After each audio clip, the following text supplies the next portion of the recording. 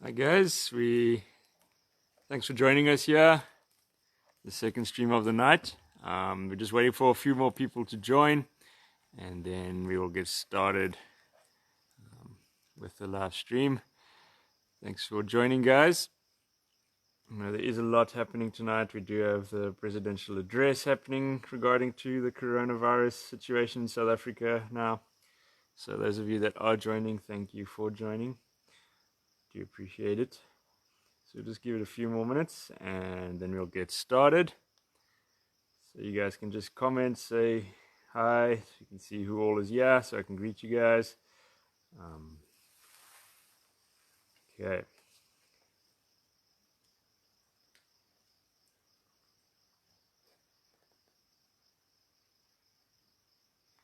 Okay, so we got Louise, Karika, Aldria, Louisa, Viola. Welcome, Viola. Also one of our old volunteers, my dad. Alright, so thanks everybody for joining so far. We're going to start shortly. We're live here from Cango Wildlife Ranch with the second live stream of the last day of the Cango After Dark event.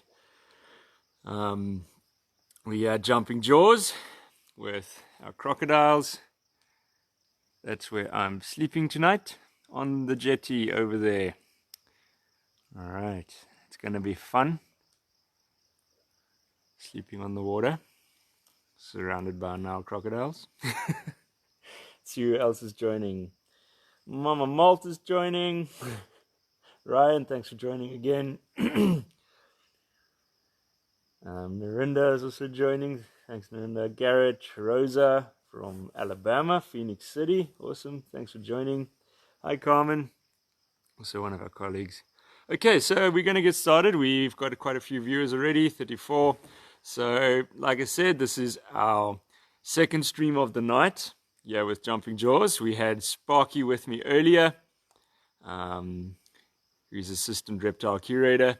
And he joined us with the first stream, giving some information about the crocs. Thanks a lot for joining, Sparky. Do appreciate it. Hi, Danny Elise. Thanks for joining. All right. Cool. So, yep, we're busy going to be talking now about our Nile crocodiles. Okay. Before, when Mr. E and Mrs. E, the current owners of the ranch, bought the ranch over 30 years ago, this used to be a crocodile ranch, a crocodile farm, all right? And we've slowly transformed it over the years into a very big and important conservation center, educating people not just about crocodiles, but a lot of other endangered, critically endangered species of animals, as well as some other interesting and special animals that we do have on the ranch as well. All right. Okay, so how this has been going for the last 6 nights is the first stream. I have a guest on the show with me. And then the second and third stream, I am alone. Now tonight we're mixing it up a little bit. So we had somebody join me on the first stream, which was Sparky. All right. And then tonight, it's going to be staying with me on the jetty. We've got Tams. Hello. All right, so Tams is my fiancée and also the cat curator. So she's joining me tonight, staying here on the jetty as well. So marketing has also given us another dare to do, which we'll do at 11 o'clock tonight. Thanks, marketing. Thanks, marketing. Yeah, another dare for you guys. So on the dare thing, every day we do a different dare. So we've done one today already, and this is like an extra one for us, seeing it is the last night of the live stream. All right, so we're going to get going on the information about these guys. I'm going to switch the camera back around to the girl that's laying here in front of us. So they're a little bit difficult to see in the water. They are all in the water now because the temperature has dropped to around 8 degrees Celsius, the air temperature, and the water temperature is a lot warmer. So they prefer to be in the water. So all 9 crocodiles are in the water at the moment. We've got one over here, and then another one just over here, another one of the girls, and then we'll see if you can see it on the camera. So The light's a bit tricky, but just past that rock, Bob is laying over there. So we're going to just keep the camera on this girl over here. It's one of our younger girls.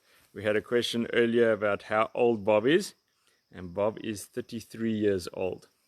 I also mentioned that Sue is our oldest girl, and she is 50 years old. Okay, so let's just see any other questions coming through. Just everybody's greeting Tams. Hi guys. Riet saying hi, Tamwin. And we. Janet saying hi, Carmen saying hi, Louisa saying hi. All right. Hello.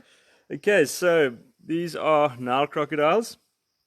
They're the second biggest species of Nile crocodile in the world. Okay, your biggest, second biggest species of crocodile in the world. The biggest being your saltwater crocodiles, which you would find in Australia. All right, cool. So they are, throughout their distribution, they are considered least concern by the IUCN Red List, but in the southern section of their distribution, they are considered vulnerable. Okay.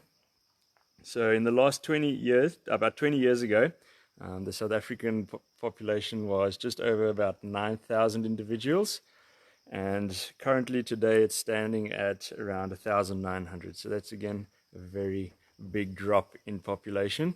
Okay, so in the last 20 years, the population's dropped from just over 9,000, about 9,500, sorry, to 1,900. Okay, and that's your wild population.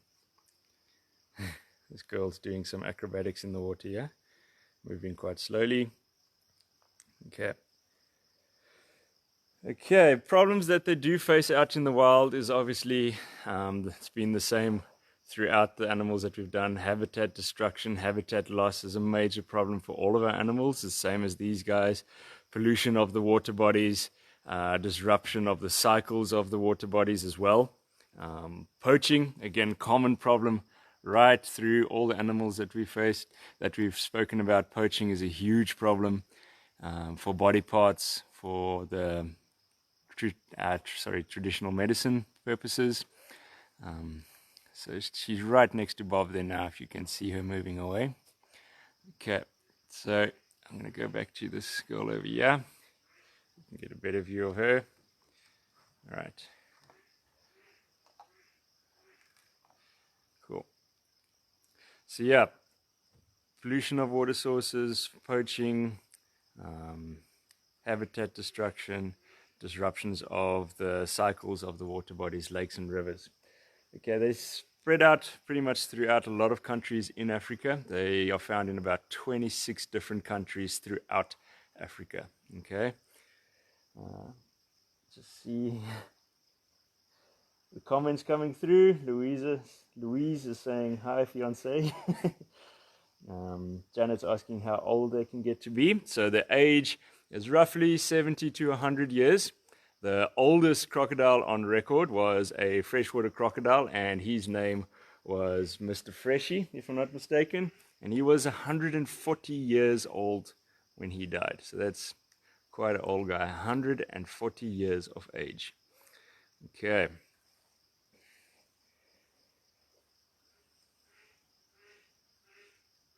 Yeah, just having a look at any more questions or comments coming through.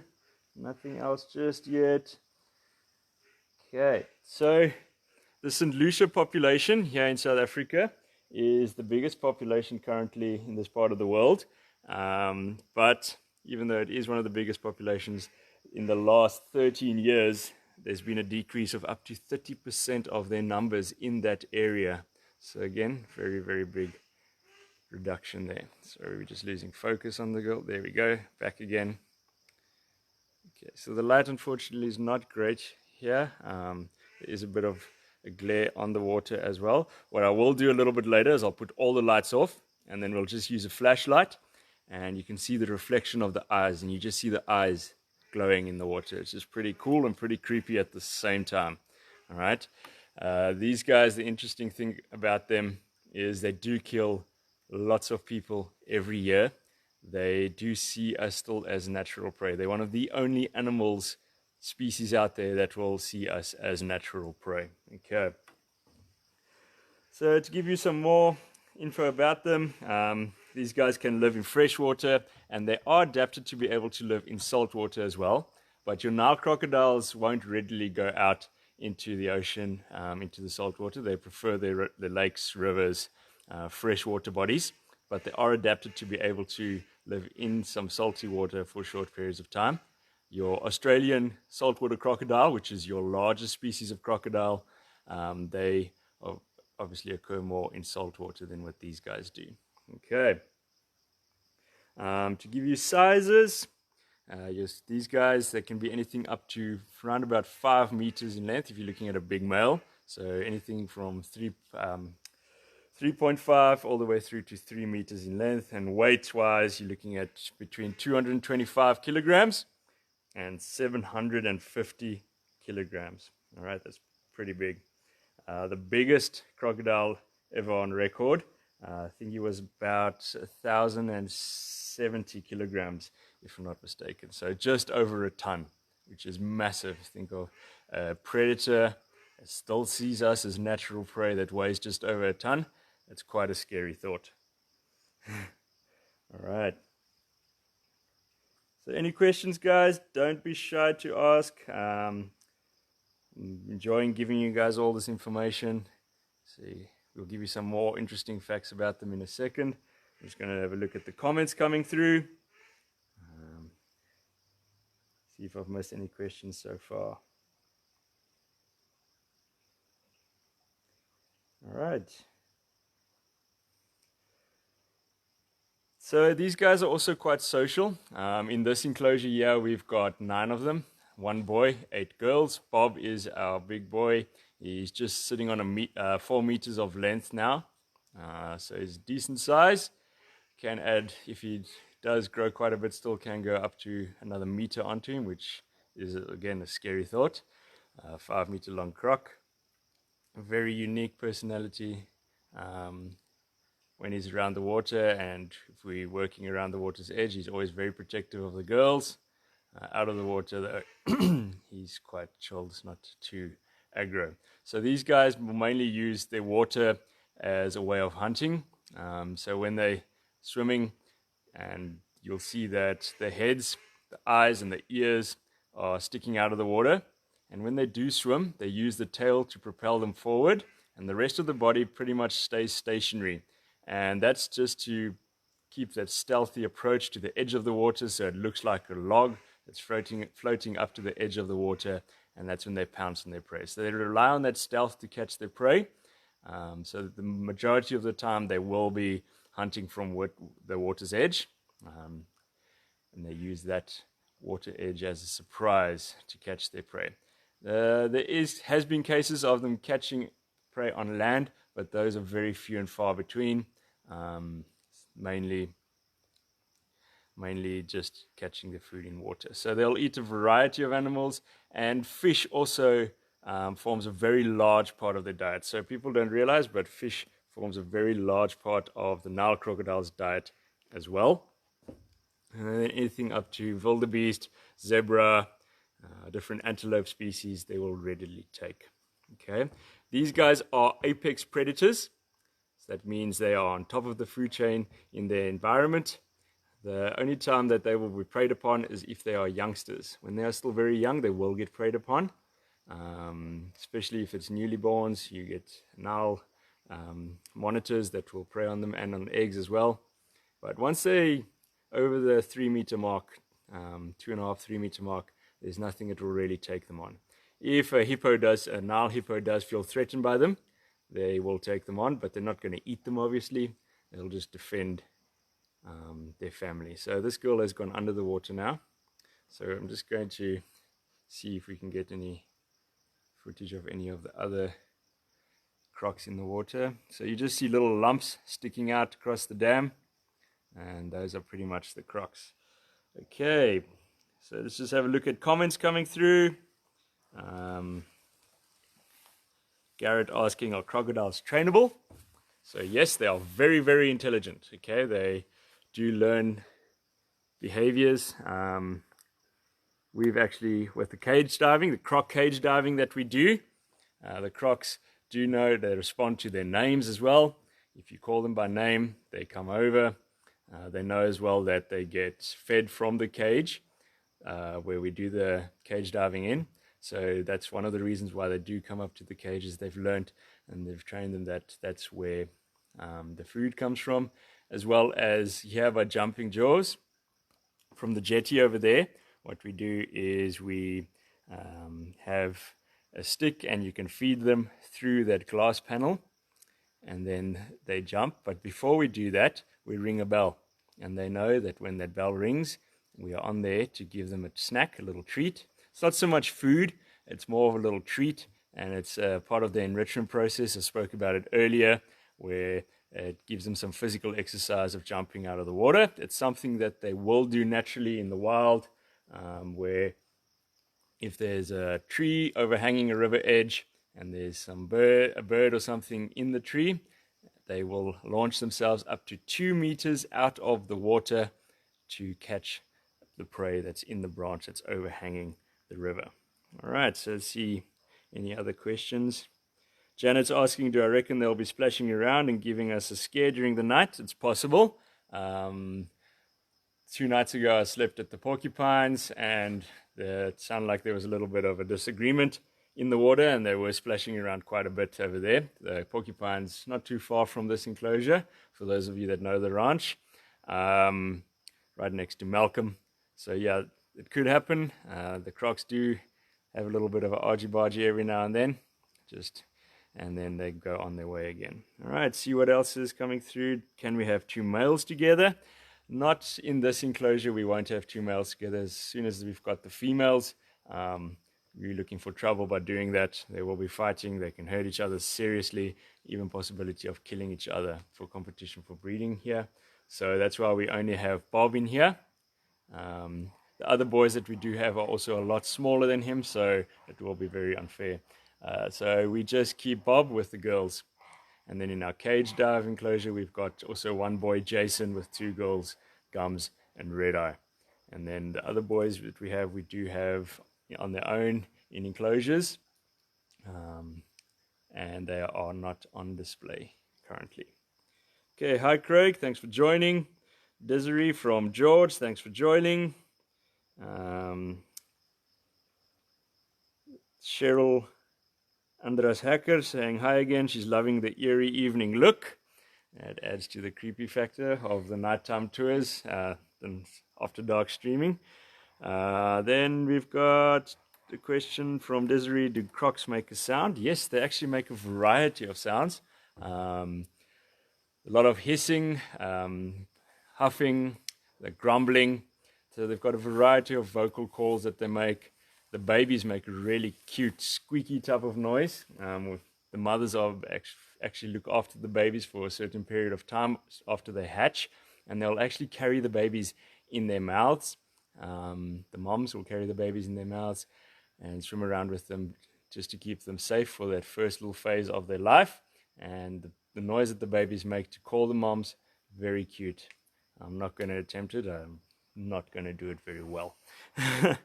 So yeah, to think that an animal that's got the strongest bite force in the animal kingdom of 2 tons per square centimeter, all right, so downward pressure of 2 tons per square centimeter will carry their babies around in their mouth. That's pretty cool. Okay. So their scientific name is Crocodylus Niloticus. All right. Now the Crocodylus has actually got a pretty interesting meaning. It's Greek and it means pebble worm. All right. So pretty weird meaning there. In Greek, Crocodylus means pebble worm. Okay. And then the second part of the scientific name is Niloticus, which means Nile River. So yeah, Craig, the noise is called pipping. The sound that the babies make is called pipping. Okay. So yeah, any more questions, guys? Feel free to ask. Anybody want to say hi again? Don't be shy to make a shout out. Enjoy interacting with you guys on the live streams. Okay, then you get 5 different species of crocodile in Africa, on the African continent. So obviously you get the Nile crocodile, and then as well as you get the West African, you get the West African slender snouted, the Central African slender snouted, and the African dwarf crocodile. So those are the 5 species that you get on the African continent. I'll repeat them again. It's the Nile crocodile, the West African crocodile, the West African slender snouted crocodile, the Central African slender snouted, and the African dwarf crocodile. All right, so we got a hello from Savannah, one of our animal caregivers that's still helping out here on the ranch. Hi, Savannah. Okay. So then we spoke a little bit about the babies now. So the females, depending on size, they can lay anything from 25 to 80 eggs in one clutch. Okay. And again, with them, the temperature determines the sex. So the underground temperature around the eggs determines the sex of the babies that will hatch. So girls are usually below 31.7 degrees Celsius, and anything above 31.7 degrees Celsius will be boys. So we always make the joke that with crocodiles, the boys are always hotter than the girls. Okay. Only with crocodiles. Yeah, James is saying only with crocodiles. Right. Usually only 10% of those eggs will hatch. Okay. And then of that 10%, only 1% will usually reach adulthood. So that's a scary figure there. Out of all the eggs that are laid, only 10% will hatch, and then only 1% of that 10% will reach adulthood. Okay, so not a very high mortality rate or survival rate there for the babies. Okay, let's have a look at questions coming through. So Karika's just saying how many babies can they have at a time. So yeah, like I just said, the eggs, anything from 25 to 80 eggs they can lay at a time. Hi Kai, thanks for joining us. Janet, one of our previous volunteers, says she's seen us feed them in the summer. How often do we feed them in the winter? So in winter, we do not feed them. The temperatures here get too cold, so they don't eat. They pretty much, if we have to feed them in the winter, what will happen is they will not be able to digest their food, and the food then ends up rotting in their stomach, and they can actually die of food poisoning pretty much. So we don't feed them in the winter months, the colder months, which we now currently gone into. So we're going to start very soon stopping with the feeding. They can go for up to a year though without feeding. All right, so 12 months without eating anything, the Nile crocodiles. All right, let's have a look at any other questions. Karika's asking if the crocs are sleeping now. So yeah, they're just hanging around here in the water, not so much sleeping. Their eyes are open, they are awake. They're just hanging around in the water, which is warmer than the air temperature that's on the outside. Okay, 8 degrees Celsius currently, air temperature that we've got here. So thinking that tonight's going to be a colder night again. One of the girls is actually coming over to say hi now. Right in front of me here. I'm going to try and get a torch on her. So here's one of the girls. So you see that very slow movement coming up to the edge. Not much movement in the body of swimming, only using the tail to get that. And then their back feet are webbed. So they've got 4 toes on the back feet, and that is used to stabilize them in the water. The front feet have got 5 toes. All right, so you see the tip of the nose, the nostril, so just over there sticking out, and the eyes and the ears all sticking out of the water, which makes it easy for them to see their prey when they are approaching the river edge. Very opportunistic hunters as well. Okay, so they don't waste, they're very clever, they don't waste their energy on trying to hunt and catch prey unnecessarily. And they need that energy, especially when temperatures drop. Alright, sorry, camera's just wobbling around there. There we go. Okay, see what else is coming through. How fast can they run? So running speeds are around 14 kilometers an hour. So they can run pretty quickly over short distances, that is. They can actually outrun us over short distances. If they catch you unaware, they can run faster than you. So you can't see it now in the video, but there's another girl just below the surface, right next to this girl as well. Okay, that's pretty cool. Just noticed her there now. Very sneaky. Then there's swimming speeds. They swim obviously a lot faster than they run. That can get anywhere between 30 and 35 kilometers an hour. And that's around about 3 times faster than any human being can swim. So their swimming is a lot faster than what we can swim. So you cannot outswim a crocodile. All right. With the running though, it's very interesting to see them run. Some smaller individuals will even gallop. Okay. Usually when you see a crocodile moving around, they're keeping their body quite low to the ground, but they do a thing called high walking, when they lift their bodies all the way off of the ground and extend their legs and walk like that as well. But on very rare occasions, they don't prefer to do that. Okay.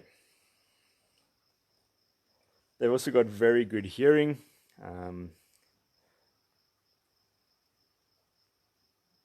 Okay, the ears are very difficult to see though, if you especially now at night. But the ears are situated right behind the eyes. It's just tiny slits that you can see right behind the eyes usually. When you do our croc cage diving, you get a very, very good view of that because they're right up close to you, sometimes not even 10 centimeters away from you in the cage. All right. Okay, so I mentioned about the colder temperatures, how they prefer the warmer water. So they are ectothermic, which means they rely on their surroundings to control their body temperature. So now with the air temperature being colder, they go into the water which is warmer, and that then warms them up. Also, if they get too hot, one of the most commonly seen pictures of crocodiles is of them laying with their mouths open. And what that is pretty much similar to what happens when a dog pants. All right, so the cold air flows over the mouth, over the inside of the mouth, and that then helps to reduce their body temperature, get rid of excess heat. Okay. Let's have a look quickly, just see any comments coming through.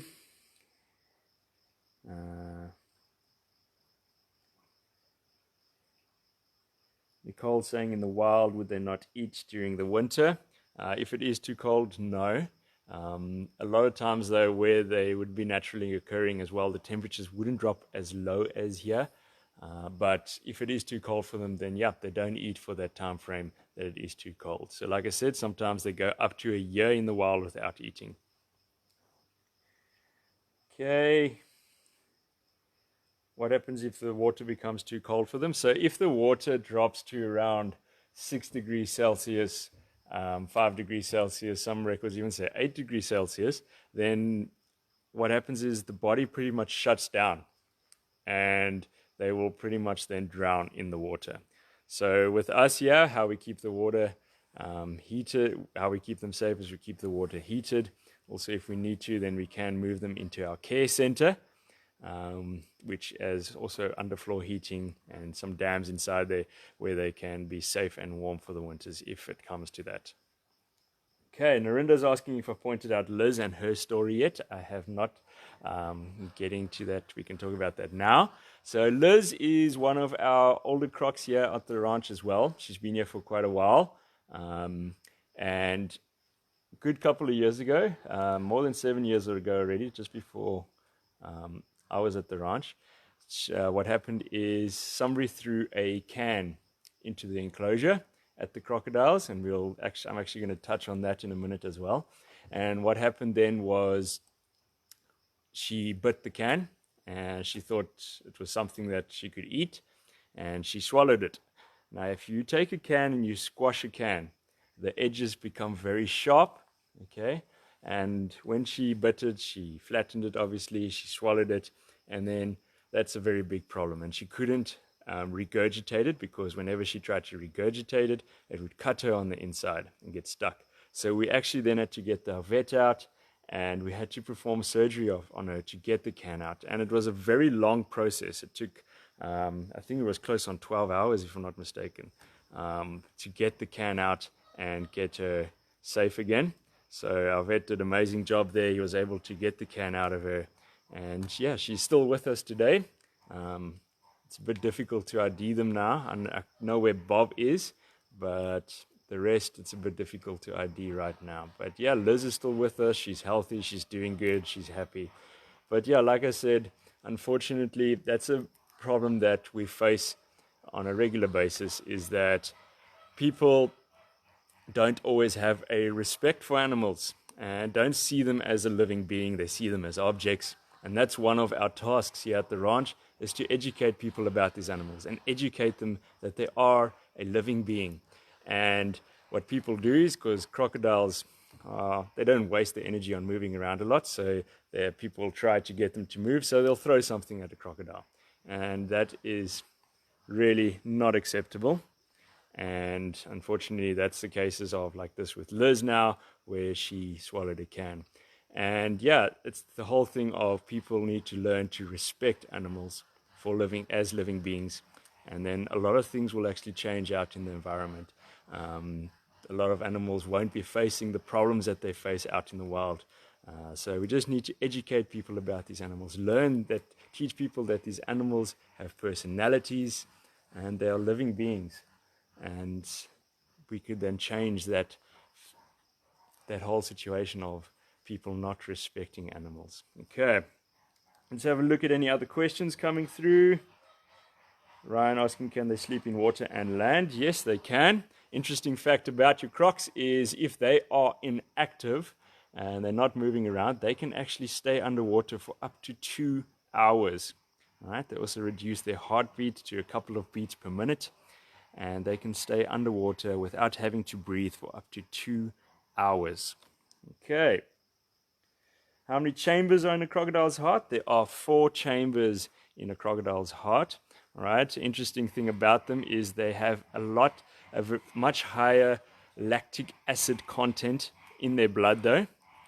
So one of the problems that they do face is if they are chased or put under a lot of stress, that lactic acid could actually kill them as well. So the lactic acid also plays a role in allowing them to stay underwater for so long. All right. Let's see if there's any other questions, other comments. Hope you guys are enjoying the live streams. It's been fun doing for you guys. Okay, so their eyesight is also they've got very good eyesight. They can actually see further than us, and they can actually see finer details closer to them better than us as well. So they've got very, very good eyesight. In the nighttime as well, there's very small crystals in the back of their eyes that reflect the light from the moonlight that help them to see at night as well. Okay. So they've got very good eyesight. The positioning of the eyes give them a very wide range of vision as well. So their eyes are really well suited. So this girl is moving away now. Very slowly disappearing into the darkness. Okay. So I'm going to move around now a little bit. And we'll go to the side where we can see another 2 of the girls laying. Okay, Candace, thanks for joining. One of my cousins. Nice to see you. Yeah. Okay, so we're going to move around now to the other side where the light is. And we'll get a better view of 2 of the crocs. So like I was saying, this is the last night of the After Dark event.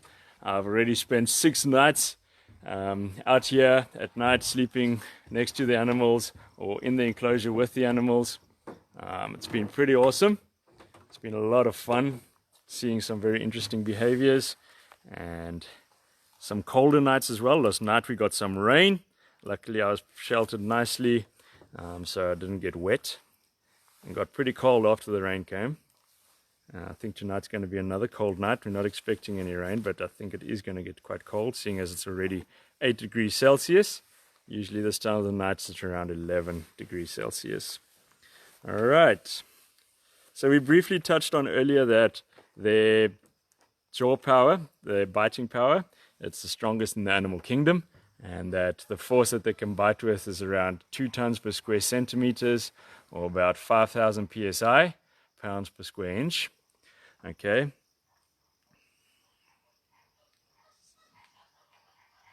So I'm just having a look at the comments coming through. So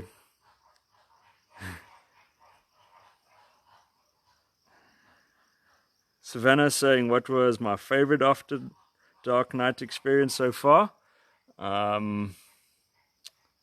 It's quite difficult actually. Each one's been so unique. Each one's had their positives and negatives as well. I enjoyed sleeping behind the big cats because of the lions roaring in the morning. The hippos was pretty cool to see their nighttime activities, so that was quite special. It was awesome to see the porcupines so active. So those were some of my better memories. The most difficult one for me was the very first night in the temple with flying foxes, our big bats. That was mainly the creepiness of the enclosure with the door that kept opening up by itself. It's a motion detected door, so we don't know what was triggering it, but something kept triggering the door to open up. So that was quite a shock the first time that happened, just before 11 at night, when I'm the only one supposed to be on the ranch and there was nobody there. All right, so yeah, getting back to the bite force of 2 tons per square centimeter. The muscles in the mouth and the jaw, how they're designed is that all the power is in that downward biting pressure. And so when it comes to them opening the mouth again, there's hardly any power there. So if you have to catch a crocodile, for example, duct tape, and you just duct tape the mouth closed of a croc, they can't open it again. You can physically hold a crocodile's mouth closed. So when the guys do the translocation of crocodiles, moving them from area to area if they need to, or if we have to catch the crocs and we need to move them around, yeah, you just pretty much hold the mouth and they can't open that, because the muscles are designed in such a way that all the force, all the power is in the downward pressure and hardly anything in the opening of the mouth. So they also struggle to chew. They don't really chew their food. So if they've got big pieces that they need to tear off, they do a thing called the death roll. Okay, pretty intimidating name. But what they do is they'll bite onto a piece of meat and then the whole body will roll. And that then tears chunks of meat off that they can swallow. If the chunks are still too big, what they do is they thrash the head from side to side very quickly. And then with that momentum, pieces will fly off, and then that meat that's in the mouth stays behind, will be a decent bite-sized chunk that they can then swallow. All right. So you can actually hear in the background the flamingos as well. They're not too far from us. So that was another thing, is that they're very loud at night when I was sleeping on Lima Island. Okay, and then their teeth. We mentioned earlier about their teeth, that they've got around 66 teeth in their mouth, and they can pretty much exchange those teeth roughly about 45 times throughout their lifetime. And the teeth are very sharp cone-shaped teeth, and they will break off with fighting or with feeding, and then just another one will pop through the gum. So pretty much what can happen is they can have 2,000 to 3,000 teeth, 2,000 to 3,000 teeth in their lifetime. All right. Okay, so these two girls are nicely in view here. Let's have a look at any other comments coming through. Kai saying Bobby triggered the door. Bobby is one of our former colleagues here at the ranch many years ago. Unfortunately, Bobby is no longer with us. And what he's famous for is he had false teeth made out of crocodile teeth. And there's models of those teeth and of Bobby in the Ripley's Believe It or Not Museum across the world. All right. So The story goes that Bobby's ghost walks around on the ranch, and yeah, everybody was saying that Bobby was the one opening the door when I was sleeping in the temple. All right, so if you look in the top left-hand corner of the screen, you'll see there's a croc moving slowly in there as well, and then you'll see another object just sticking out of the water. That's Bob, our male. It's just sticking out over there. All right, so to point it out a little bit, see if I can get here. No, I can't really. Okay. Karika asking, do crocs have an exoskeleton? So pretty much what it is crocs have their normal skeleton like what any other animal will have, ribs, spine, everything, but then they also have the osteoderms, which we spoke about earlier, which are bones on their backs, their necks, the sides of their bellies, their legs, their tails.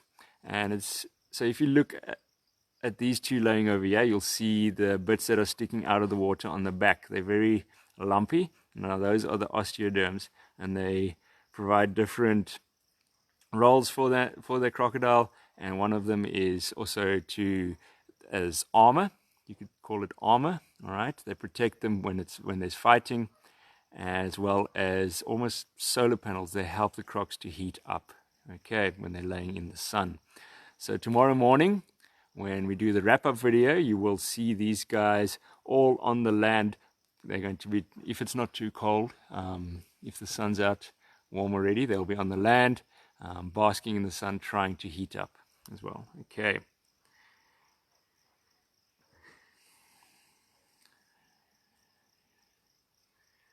Okay, so the stomach, Candace is asking if the stomach acid, how long does it take to digest the food? It just depends on what they're eating, but the stomach acid is about 10 times stronger than the other animal's stomach acid as well. So it's quick, pretty quick if it is nice and warm for them as well. Let's see any other questions coming through or comments. So if you guys have missed any of our previous live streams, you can look at our Facebook page. They all are posted there. We do 3 a night. First one at 6 o'clock, next one at 9, which is this one we're busy with now, and then the last one is at 11 o'clock at night. All right, that's just pretty much a catch up of if anything interesting has happened and saying goodnight to everybody. Okay, let's just have a look again at comments or any questions. Okay. So Janet is also asking, what do they use their teeth for if they swallow their food whole? It's obviously just to get a better grip on the food when they are doing the death rolls and the thrashing, and then also when they're catching the prey. That helps to dig into the prey so they've got a grip on the prey. They'll drag the prey then into the water and generally drown them. Okay, so that's one of the purpose. Also fighting, protecting themselves against others, crocs. It's also used for that. Okay, then we've got you always hear the story of Crocodile Tears, and people wonder maybe where that comes from. So pretty much where that comes from is crocodiles, you can say they do cry, but it's pretty much an involuntary biological behavior.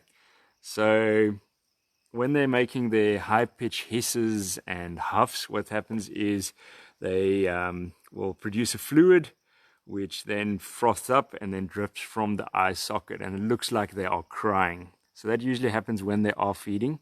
So that's where the term crocodile tears comes from. Okay.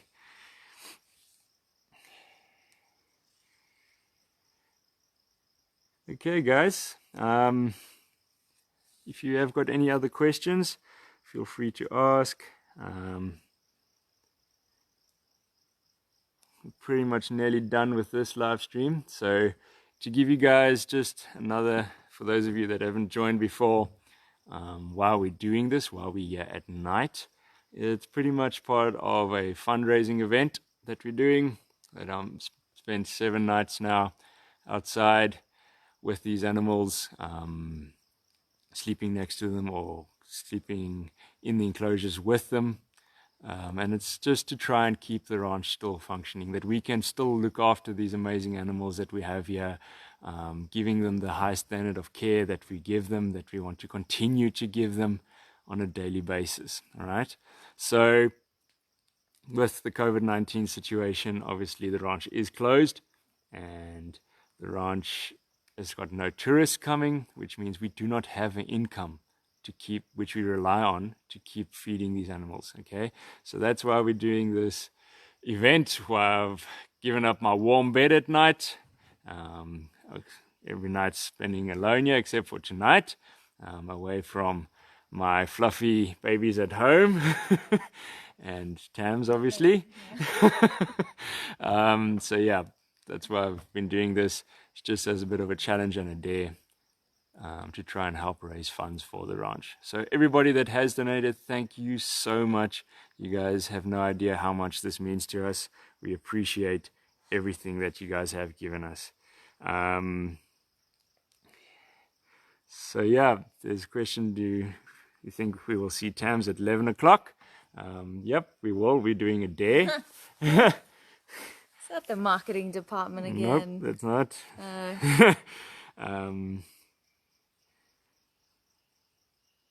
So Desiree is asking what happens after the After Dark challenge. Anything new planned?